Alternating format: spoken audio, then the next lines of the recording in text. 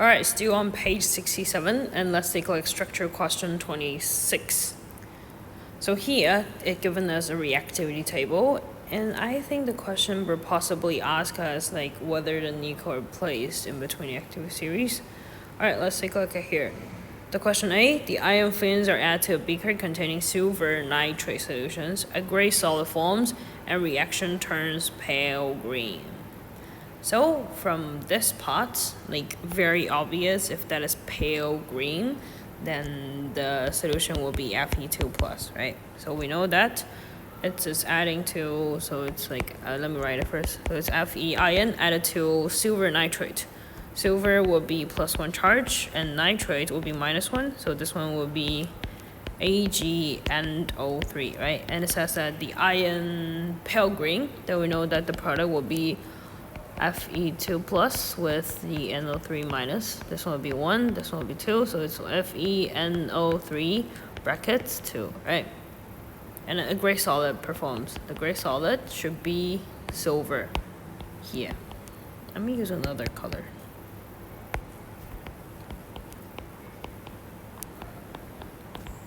Alright, the first one, explain the reaction taking place in the beaker.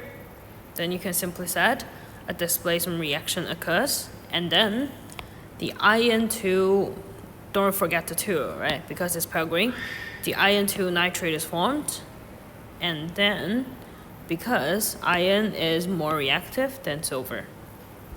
Right, ionic equations. I guess a lot of you should be able to work this out.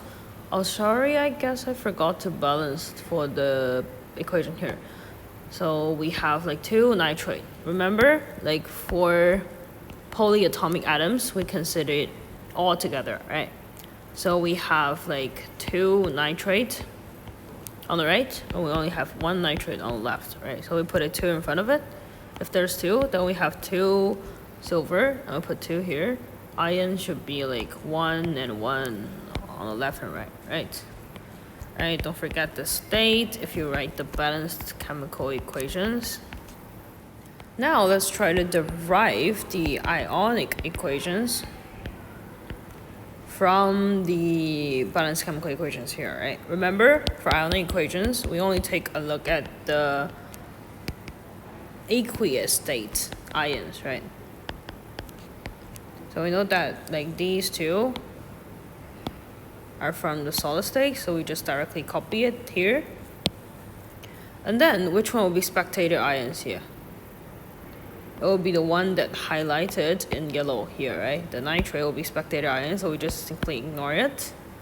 And then we only copy the charges of the metal ions here. So here, the left one will be 2 silver plus, don't forget plus, as is iron.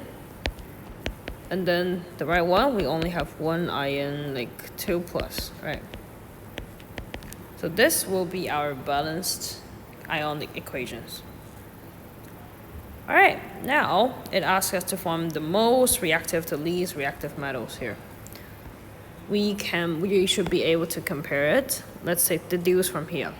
So iron cannot react with magnesium nitrate, which means the magnesium, it should have a greater reactivity with ions, right? Then let me firstly write the symbols for each stuff here. Nickel will be Ni, silver will be Ag. Alright, let's look at here.